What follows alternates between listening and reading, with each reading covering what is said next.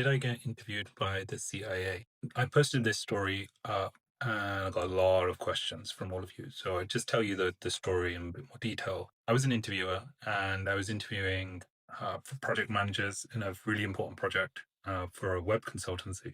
And one candidate came into the interview process and she looked like she had the right qualifications, everything, American lady. And as I started to interview her, she stopped me and she looked at me and said, I know you. And then she continued, she says, no, I really know who you are. I've done my research on you. So, oh, that's great.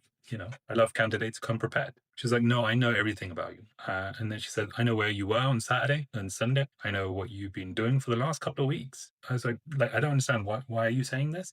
She's like, my father works for the CIA. We've done our research on you. At this point, I'm kind of a bit baffled. And I just kind of said to her, okay. I've got nothing to hide, but it was a bit weird. And I was kind of thinking to myself, okay, this is 2013. Nothing crazy has happened in the world. So I started to entertain it. I said, oh, really? Okay, where was I then? And then she started listing off a few places I was. And that's when I started to panic because I was like, oh, she really does know where I was. I looked at her and said, okay, so do you want this job or are you like, what is it that you want? She goes, no, I just wanted to let you know that, if things don't go well, I know who you are. And I said to her, I'm flattered that you know so much about me. Slightly odd, but can I ask, did you think this would help you in your interview process? And she kind of sat there and she kind of looked at me blankly. And then I could see the clock ticking in her head. And she was like, well, I just thought it'd mean that it would show you that I'm really organized and I do my research. And then I looked at her and I said, no, thank you for your time. And then I kind of seed her out and that was the end of it. And then after that day, I think I took a pause on interviews and I didn't interview anybody for at least a month because I was so freaked out about it.